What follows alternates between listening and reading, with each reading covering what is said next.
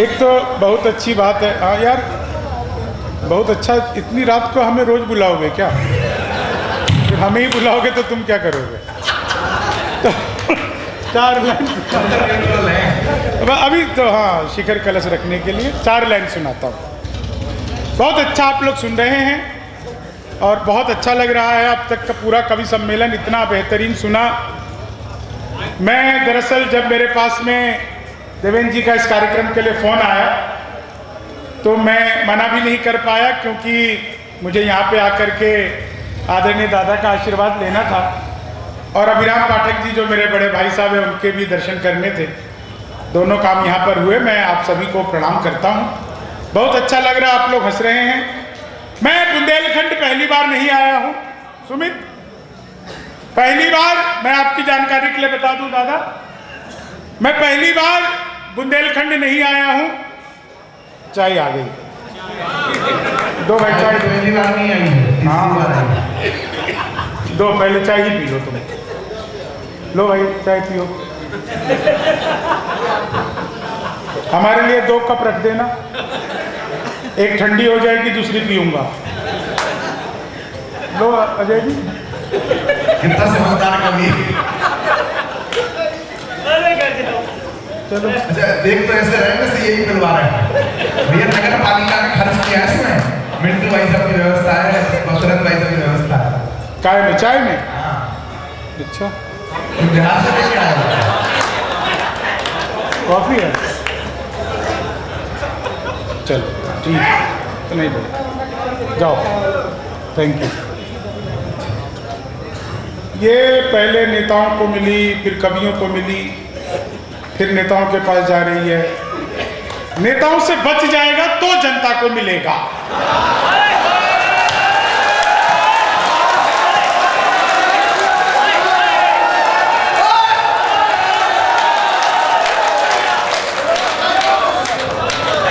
तो मैं ये बता रहा था कि मैं पहली बार बुंदेलखंड नहीं आया हूं सुमित। मैं बुंदेलखंड पहली बार आजादी से 2 साल पहले 2012 में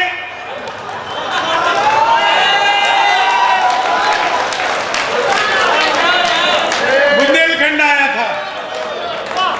हम 14 में आजाद हुए ना, तो मैं 12 में आया था।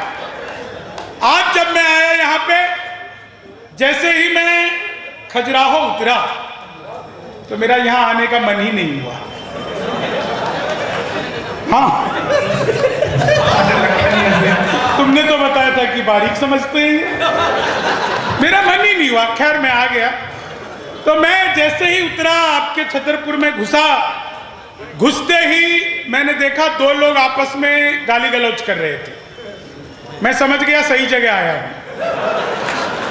आधे घंटे तक गाली गलौज करते रहे, इतनी गालियां दे रहे थे कि पूरा जाम लग गया। मुझसे रहा नहीं गया, मैं अपनी गाड़ी से उतरा, मैंने जाकर उनको समझाया, तब मारपीट हुई।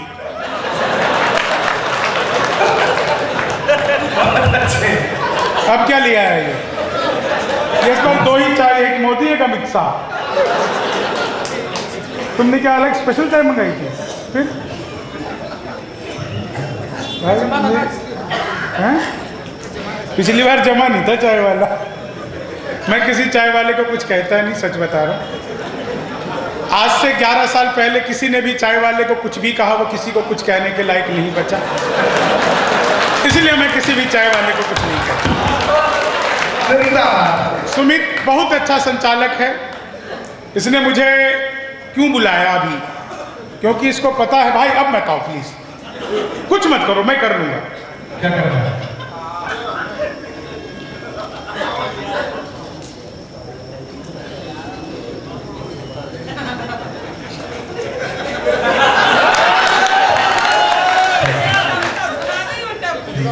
क्या क्या हो गया? वो कह रहे सब कवियों का कल भोजन हमारे घर पर है, तो आप सबको आमंत्रित कर दो। जितने पार्षद हैं उनको भी, सबको इनके घर पर भोजन करना है।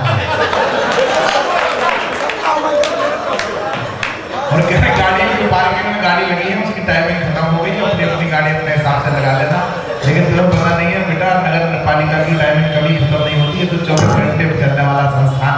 ये 24 घंटे काम करता है, तब जाकर के शहर स्वच्छ रहता है। एक बात को नगर पालिका का सम्मान करता है। अभी किसी को और आना है क्या? किसी को आना हो तो बता दो भाई, मैं बैठ जाता हूँ। मैं तो इतनी अच्छी बात क्या, वीडियो बना रहे हो मेरा? तुम्हें जिंदा में ठीक नहीं लग रहा जो वीडियो में देखोगे?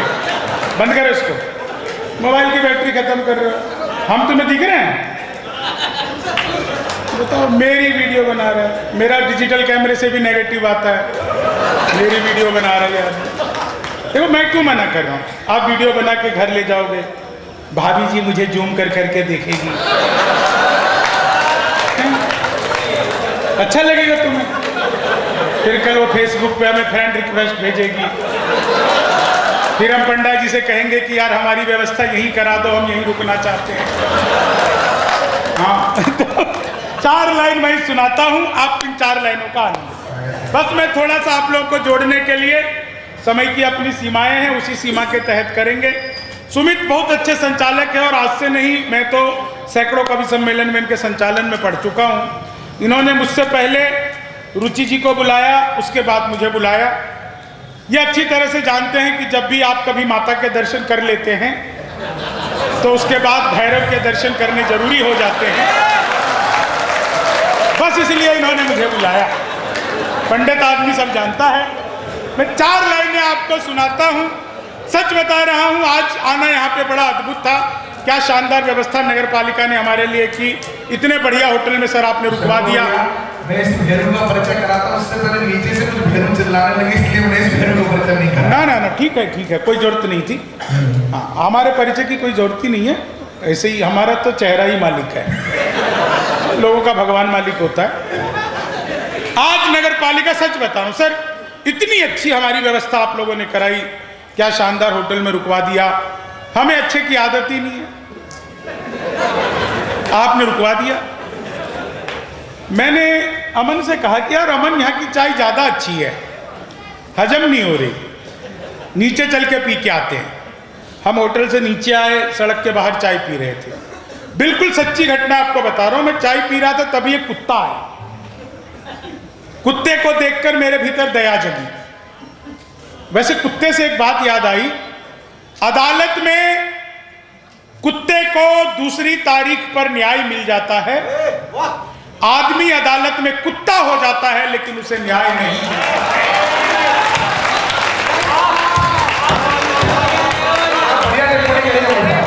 तो कुत्ते को देखकर मेरे भीतर दया जगी। मैंने सोचा यार मैं तो चाय पी रहा हूं, कुत्ता क्या कर रहा है। मैंने चाय वाले से कहा 1 बिस्कुट का पैकेट दो। उसने मुझे 1 बिस्कुट का पैकेट दिया। मैंने पैकेट को फाड़ा, 1 बिस्कुट निकाला, बाकी वापस अपनी जेब में। नहीं, बाद में कभी मिलने वाले थे, तो एक बिस्कुट निकाला, कुत्ते की तरफ फेंका, कुत्ते ने यूं लपका, लपकते अलट पलट 1 मिनट में 12 बार पलटी मारी। नीतीश कुमार से भी ज्यादा 12 पलटी मारी। मैं घबरा गया। मैंने तुरंत ही चाय वाले की गर्दन पकड़ ली। मैंने कहा क्या मिला दिया तूने बिस्कुट में? ये तो अच्छा हुआ कि मैंने पहले नहीं खाया, नहीं तो मैं भी पलटी मार रहा होता। तो चाय वाले ने मेरा हाथ जोड़ लिया, बोला बाबूजी मुझे मत डांटो, बिस्कुट पतंजलि का है। खाते ही कुत्ता अनुलोम विलोम कपालभाति सूर्य नमस्कार प्राणायाम सब कुछ एक साथ करने लगा। तब मुझे समझ में आया वो 12 बार क्यों पलटा, वो सूर्य नमस्कार कर रहा था। तो कुत्ते भी बड़े अजीब होते हैं। 4 लाइनें सुनाता हूं, राजनीति के बड़े लोग बैठे हैं। मैं राजनीति पर कोई टिप्पणी नहीं करता, बस मैंने पिछले दिनों मोदी जी से पूछा। मैंने कहा मोदी जी आपकी नीयत क्या है? और दोस्तों अगर आप लोगों तक बात पहुंच जाए तो एक एक व्यक्ति का आशीर्वाद चाहूंगा। मैंने कहा मोदी जी आपकी नीयत क्या है? मोदी जी बोले मेरी नीयत पाक साफ है।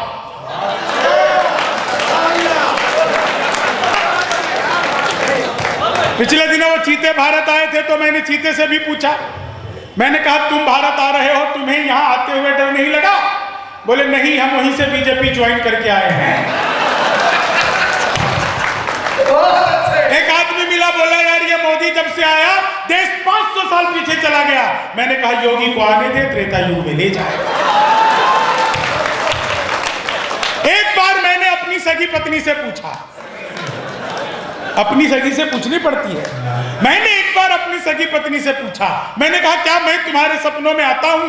बोली नहीं, मैं हनुमान चालीसा पढ़कर सोती, भूत पिशाच निकट नहीं आ। सच बता रहा हूं दोस्तों, आप लोग जिस मस्ती के साथ सुन रहे हैं, पूरी दुनिया के किसी भी मंच पर चला जाऊं, आप लोग जो सोशल मीडिया पर जुड़े होंगे वो लोग जानते होंगे, दुनिया के किसी भी मंच पर चला जाऊं, मैं धोती कुर्ता पहन करके ही मंच पर जाता हूं। और मैं धोती कुर्ता पहनकर मंच पर इसलिए जाता हूं, चाहे वो मेरे बिहार का कोई गांव हो, आपके मध्य प्रदेश का कोई गांव हो, उत्तर प्रदेश का कोई गांव हो। हमारे गांव में जब कोई एक बुजुर्ग व्यक्ति मरता है ना, तो बुजुर्ग नहीं मरता, उसके साथ धोती पहनने वाला एक आदमी कम हो जाता है। हमारे परिधान खत्म होते जा रहे हैं। मैं धोती पहनकर जाता हूं, दुनिया को बताता हूं ये मेरे भारत का पहनावा है। मैं पिछले दिनों अमेरिका गया, अमेरिका 60 दिन रहा, कतर गया अमन के साथ, वहां पर भी मैं धोती पहनकर घूम रहा था। अमेरिका में मैं धोती पहनकर हर जगह घूम रहा था। न्यूयॉर्क में मैं धोती पहनकर घूम रहा था। एक जगह टाइम्स स्क्वायर टावर, वहां मैं धोती पहनकर घूम रहा था। कई लोग तो वहां पर कुछ भी नहीं पहनकर घूम रहे थे। अमेरिका है, मैं तो फिर भी धोती पहनकर घूम रहा था। एक अंग्रेज ने मुझे ऊपर से नीचे तक देखा, बोला व्हाट इज दिस? मैंने कहा धोती।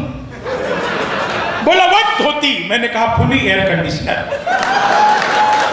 वो तभी अंग्रेज को समझ नहीं आया, तो उसने पीछे से मेरा धोती का लान पकड़ लिया। बोला व्हाट इज दिस जेंटलमैन? मुझे गुस्सा आया, मैंने उसका टाई पकड़ लिया। मैंने कहा you tell me first what is this gentleman? बोला this is my neck tie. मैंने कहा this is my back tie. तो अपना मामला अद्भुत है। रोशनी पे कीड़े पड़ रहे हैं कवियों को। 4 लाइन मैं सुनाता हूं, इन 4 लाइनों का आनंद लेना। सब कुछ बहुत अच्छा है, शानदार व्यवस्था, बिल्कुल नई 4 लाइनें आप लोगों को गा करके सुनाता हूं। मुझसे पहले रुचि जी आई थी, क्या बढ़िया सुर में गाती हैं। मैं महिषासुर में गाता हूं। 4 लाइन सुनना, आनंद लेना। जो लोग रील बना रहे हैं, दादा इन रील बनाने वालों का क्या हाल होता है। इधर तो सारा पूरे बल्क में बना रहे थे। रात रात भर रील ही बनाते रहते हो क्या? इतनी रात को रोज बनाते हो? रोज तो कभी सम्मेलन नहीं होता, फिर काहे की बनाते हो? सुनना साहब, जो लोग रील बनाते हैं, रील बनाने वालों का क्या हाल होता है कि लेनी थी जीत हमने मगर मात ले लिए, लेनी थी जीत हमने मगर मात ले लिए, कितने हसीन देखिए जज्बात ले लिए, दूल्हा बेचारा रील बनाने में रह गया, दुल्हन ने फेरे पंडित जी के साथ ले लिए, दुल्हन ने फेरे। 4 लाइन बिल्कुल नहीं सुनाता हूं, पहली बार किसी मंच पर सुनाऊंगा। पटेरिया जी हैं, मैं पटेरिया जी आपका इन 4 लाइनों पे आशीर्वाद चाहूंगा। आप सुनिएगा। अभी ट्रंप बार बार टैरिफ बढ़ा देता है, टैरिफ बढ़ाओ घटाओ, ये करो वो करो। फिर बोला मैं भारत आना चाहता हूं। मैंने कहा ट्रंप भाई आओ। फिर थोड़े दिन बाद बोला नहीं आऊंगा, फिर बोला आऊंगा। मैंने कहा भाई तुम आओ, यहां पर आकर के आपको क्या क्या नहीं करना है, हमारे किन किन नेताओं से मिलते हुए आपको क्या क्या सावधानी बरतनी है, ये 4 लाइन सुनिएगा। अंतिम लाइन पे आप सबको आनंद आ जाएगा। सुनना सुमित, बिल्कुल नहीं 4 लाइन। ट्रंप भारत आए तो उसको क्या क्या नहीं करना है कि मोदी से मिलो वो तुम्हें भिखारी ना कर दे। देखो पाकिस्तान को कर दिया। तो मोदी से मिलो वो तुम्हें भिखारी ना कर दे, राहुल तुम्हें पदयात्री सवारी ना कर दे, उत्तर प्रदेश जाना ट्रंप सोच समझ कर, योगी जी तुम्हें ट्रंप से तिवारी ना कर दे, योगी जी तुम्हें ट्रंप से तिवारी ना कर दे, तुम तोड़ो वादा और हम निभाते रहेंगे, नाराजगी ऐसे भी हम जताते रहेंगे, जब तक नहीं आते हैं 15 लाख खाते में, तब तक तुम्हें मोदी जी हम जिताते रहेंगे, तब तक तुम्हें मोदी जी हम जिताते रहेंगे। ख्वाबों में तेरे रंग कोई पिंक नहीं है और पास तेरे अपनी कोई थिंक नहीं है। राहुल को लगी ठंड तो मोदी ने ये कहा, आधार से रजाई तेरी लिंक नहीं है, आधार से रजाई कि चीनी को जमा करके फिर से गन्ना बना दूं। अच्छा, देखो मैं तो अद्भुत कवि हूं। आप लोगों को एक बात बताना चाहता हूं, जीवन में कभी भी प्यार मोहब्बत इश्क करो तो हमेशा काले लोगों से करो। कई काले लोग सर हिला रहे हैं। कभी भी प्यार मोहब्बत इश्क करो तो हमेशा काले लोगों से करो, क्योंकि गोरे तो आजादी से पहले भी बेवफा थे। चीनी को जमा, संस्कृत के अध्यापक, सच बता रहा हूं, तो अद्भुत कवि हिंदी के अध्यापक आए, बोले कौन बेवकूफ है खड़ा हो जाए, तो मैं ही खड़ा हो गया। बोले तुम बेवकूफ हो। मैंने कहा नहीं सर, आप अकेले खड़े अच्छे नहीं लगते। तो चीनी को संस्कृत के अध्यापक आ गए, बोले तमसो माँ ज्योतिर्गमय, इसका हिंदी में अनुवाद करो। मैंने किया, माँ तू सो जा, मैं ज्योति के पास जा रहा। तो चीनी को हिंदी वाला गया ही नहीं। बोले आमंत्रण और निमंत्रण में क्या फर्क है? मैंने कहा जो निमंत्रण नीम के पेड़ के नीचे से दिया जाता है उसे निमंत्रण कहते हैं, जो आम के पेड़ के नीचे से दिया जाता है उसे आमंत्रण कहते हैं। तो चीनी को जमा, सच बता रहा हूं, वो गणित वाला आ गया, बोला मैंने तुम्हारे पिताजी को 2000 रुपए 6% ब्याज पर 10 दिन के लिए दिए, तो 10 दिन बाद कितना लौट आएंगे? मैंने कहा वो नहीं लौट आएंगे। बोले क्यों, तुम्हारे पिताजी गणित नहीं जानते? मैंने कहा जी आप मेरे पिताजी को नहीं जानते। तो चीनी, वो गणित वाले ने फिर पूछ लिया, बोले दशमलव किसे कहते हैं? मैंने कहा जब लगातार 10वीं बार लव हो जाए तो उसे दशमलव कहते हैं। तो वो गणित वाले ने फिर पूछा, बोले एक्स की वैल्यू बताओ। मैंने कहा जो हमें छोड़कर चली गई, हमारी नजरों में उसकी कोई वैल्यू नहीं है। तो चीनी को जमा, बिल्कुल सच बता रहा हूं आपको। मेरे पड़ोस में सुमित भाई, रोज एक लड़की नागिन डांस करती थी, रोज नागिन डांस करती थी। एक दिन मैंने घंटी बजाई, वो निकल करके आई। मैंने कहा तुम ही रोज नागिन डांस करती हो? बोली हाँ। मैंने कहा कभी डस भी लो।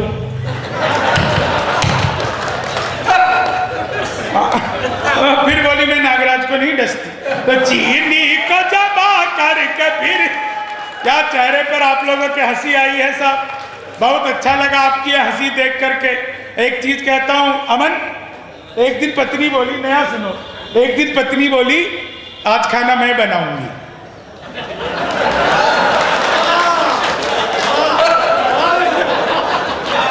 मैंने कहा धन्य हो गया, जो सबसे अच्छा आता है बना ले, मुंह बना कर आ गई। तो चीनी का क्या मतलब, सच में आप सबके चेहरे पर मुस्कान है। आपको एक बात बताऊं, कभी आपको ये देखना हो ना कि ईश्वर आपके ऊपर कितने कृपा कर रहा है, तो अपने चेहरे की मुस्कान को देख लेना। इससे बड़ी कृपा और कुछ नहीं हो सकती है दुनिया में।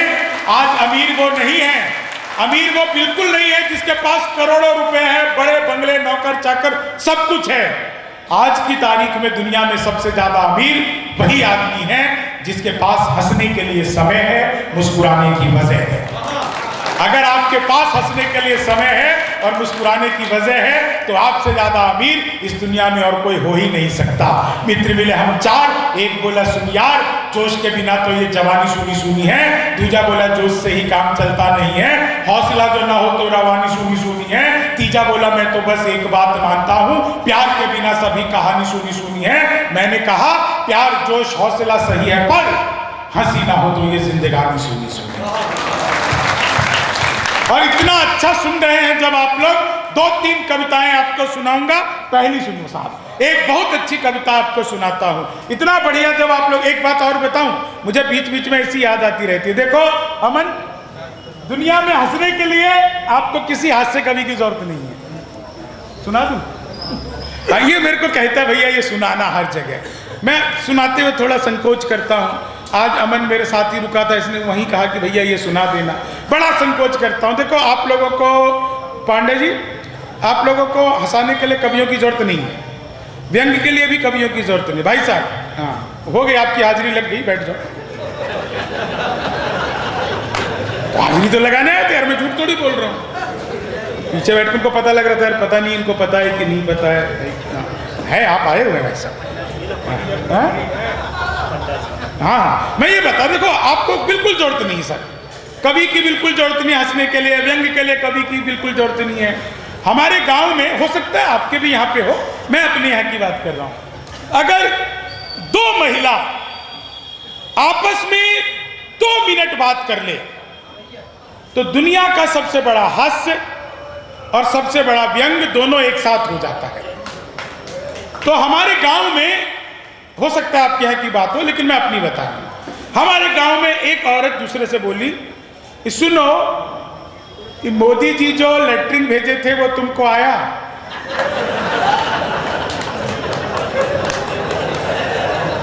दूसरे ने कहा हाँ आया तो था, आधा सरपंच खा गया। तो इसमें देखो क्या कभी क्या कर लेगा बेचारा।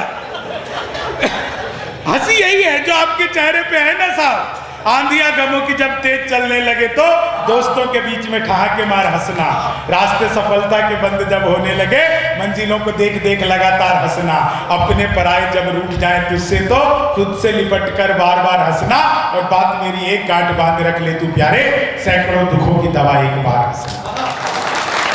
अच्छी बात यह है कि आप लोगों को कविता के संस्कार है, कविता आप लोग बहुत अच्छा सुनते हैं। एक कविता विशेष सुनाता हूं, उससे पहले एक बात बताता हूं कि अर्थी पर जा रहे मुर्दे ने जब नीचे झांक कर देखा तो 4 लोगों ने उसे कंधा दिया हुआ था। सोचने लगा अगर जीते जी इसमें से एक कंधा भी मिल गया होता तो थोड़े दिन और जी लेता। हम लोग मरने के बाद किसी को कांधा देने को तो तैयार हो जाते हैं, लेकिन जीते जी किसी का सहारा नहीं बनना चाहते। हमारी दुनिया ही ऐसी हो गई है साहब। 4 लाइनें, एक चीज और हमेशा याद रखो, जैसे आदित्य जैन कहाँ गया? भूख लग रही थी उसे। वो डॉक्टर है, वो साहित्य का डॉक्टर है, लेकिन जीवन में कभी भी कुछ भी हो जाए, एक तो ऊपर ईश्वर और नीचे दूसरा डॉक्टर। कभी भी ईश्वर को कभी भी नाराज मत करो, क्योंकि वो परमपिता परमात्मा है, और नीचे डॉक्टर क्योंकि वो धरती पर ईश्वर का रूप है। मेरे जुएं पड़ रही है। हाँ, सुबह पत्नी से निकलवानी पड़ेगी, मेरी वाली तो बहुत दूर रहती है, तो मैं किसकी से हाँ नहीं तो यार लोग तो बहुत भले हो। 4 लाइन सुनना आप लोग। वैसे जुल्फों से याद आया, उत्तर प्रदेश में जब योगी जी की सरकार बनी तो पहला काम किया एंटी रोमियो, जैसे जूलियट की गलती ना हो, आधार कार्ड मिलवा के पीटे गए। मैंने 4 लाइनें लिखी कि जुल्फों में उंगलियों को फिराने नहीं देते, जुल्फों में उंगलियों को फिराने नहीं देते, कलियों के पास भंवरे को जाने नहीं देते। इतनी सी शिकायत है हमें योगी आपसे, खुद से न पटी हमको पटाने नहीं देते, खुद से न पटी हमको। कि भगवान मेरा साथ आप यूं भी निभाना, किस्मत के खेल में मुझे ऐसे भी जिताना, सलमान के जैसे भले बीते ये जवानी, लेकिन बुढ़ापे में अनूप जलोटा बनाना, लेकिन बुढ़ापे में अनूप जलोटा बनाना। अब ये 4 लाइन सुनिए आप लोग, जब इतना बढ़िया शानदार सुन रहे हैं, कभी भी ऊपर ईश्वर को नाराज मत करो और कभी भी नीचे डॉक्टर को मत नाराज करो। ऊपर ईश्वर भगवान का स्वरूप परमपिता परमात्मा, और नीचे डॉक्टर वो भी भगवान का स्वरूप है, नीचे वाला भगवान है। कभी आपसे ऊपर वाले भगवान नाराज होते हैं तो वो आपको डॉक्टर के पास भेज देते हैं। आपने गलती से भी अगर डॉक्टर को नाराज कर दिया,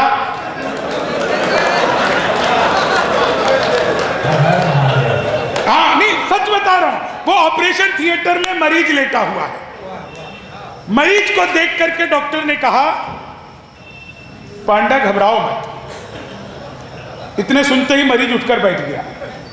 बोले डॉक्टर साहब मेरा नाम पांडा नहीं है। बोले मैं जानता हूं मेरा नाम पांडा है, मैं खुद को कह रहा हूं घबराओ मत। तभी वो मरीज ने देखा कंपाउंडर के हाथ में फूलों की माला। बोले ये क्या है डॉक्टर साहब? बोले कुछ नहीं, ये मेरा पहला ऑपरेशन है, सफल हो गया तो मेरे लिए, नहीं तो तुम्हारे काम आ जाएगा। तो डॉक्टरों का मामला अद्भुत होता है। एक हार्ट सर्जन ने अपने हार्ट हॉस्पिटल के बाहर एक शेर लिख लिया कि खोल लेते दिल अगर हंस बोल कर यारों के साथ, तो हमें ना खोलना पड़ता यूं औजारों के साथ। जीवन में एंजॉय का लेवल बढ़ा लीजिए तो कभी एंजियोग्राफी करवाने की जरूरत नहीं पड़ती है। हमारी जमीन अगर सड़क पर आ जाए तो जमीन की कीमत बढ़ जाती है, हमारी दुकान अगर सड़क पर आ जाए तो दुकान की कीमत बढ़ जाती है, मकान अगर सड़क पर आ जाए तो मकान की कीमत बढ़ जाती है। लेकिन जिस दिन दोस्त हम खुद जमीन पर आ जाते हैं ना, सड़क पर आ जाते हैं, हमारी कोई कीमत नहीं रहती है। इसलिए अपनी कीमत को पहचानिए। आपसे ज्यादा कीमती इस संसार में कुछ है ही नहीं। 4 लाइन की एक कविता सुनाता हूं, बहुत विशेष आप लोगों को, और उसके बाद एक छोटी सी कविता सुनाकर आप लोगों से विदा लूंगा। लेकिन एक कविता बहुत विशेष सुनाता हूं कि आजकल सोने पर कविता सुनो यार। एक बार मैं बैंक गया, जाकर के सो गया, तो आकर के मुझे गार्ड ने उठाया, बोला ये कोई सोने की जगह है। मैंने कहा जी आपने ऊपर बोर्ड टांग रखा है हमारा बैंक सोने पर लोन देता है। मैं तो लोन लेने आया था, मुझे क्या पता सोना पड़ेगा। तो आजकल हम अपने आप से बहुत त्रस्त हैं, सोने की भयंकर बीमारी से ग्रस्त हैं। न मौका देखते हैं न दस्तूर, सोते हैं भरपूर। एक बार सोते सोते इतना टाइम पास हो गया कि लोगों को हमारे मरने का आभास हो गया। लोग हमें चारपाई समेत शमशान घाट उठा लाए थे।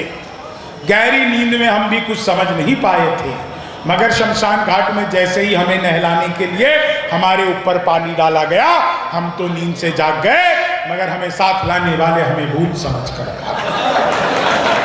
कई लोग तो जिंदा में भी भाग जाते हैं, हमें साथ लाने वाले हमें भूत समझ कर भाग गए। हम तो सोने में बचपन से ही बड़े तेज हैं, हमारे सारे किस्से एक से बढ़कर एक सनसनीखेज है। बोर्ड की परीक्षा में प्रश्न पत्र मिलते ही सो गए थे, हमारी आंख तब खुली जब परीक्षा में फेल हो गए थे। शादी वाले दिन पहले फेरे के बाद ही सो गए, शादी वाले दिन पहले फेरे के बाद ही सो गए। हमारी नींद तब टूटी जब 2-2 बच्चे हो गए।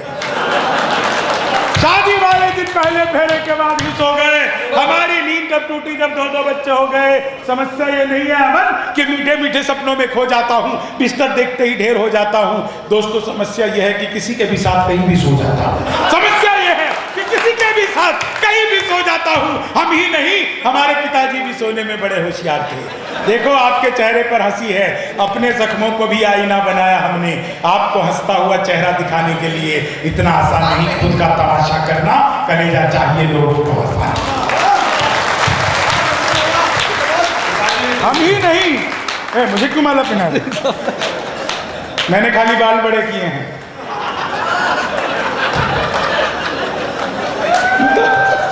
मुझे माला पहना दे। हाँ तो हम ही नहीं, हमारे पिताजी भी सोने में बड़े होशियार थे। उन्हें जब रामलीला में कुंभकर्ण के रोल में इस साल सुलाया जाता था, तो अगले साल की रामलीला में उठाया जाता था। दादाजी सोते सोते पैदा हुए, सोते सोते मरे। दादाजी सोते सोते पैदा हुए, सोते सोते मरे थे। उनकी इस प्रतिभा से शहर के सारे लोग डरे थे। हम भी कुछ ज्यादा कर्म नहीं फरमा रहे हैं, परिवार की सोती परंपरा को और सुला रहे हैं। अब तो बस यही तमन्ना है कि आयोजक हमें सम्मान के बदले दे दे चारपाई, साथ में एक रजाई। हम कभी सम्मेलन खत्म होते ही यही पंडाल के पीछे सो जाएंगे, अगले साल बुलाना नहीं पड़ेगा। यहीं से उठकर सीधे आपको कविता सुनाएंगे। धन्यवाद, नमस्कार, जय हिंद।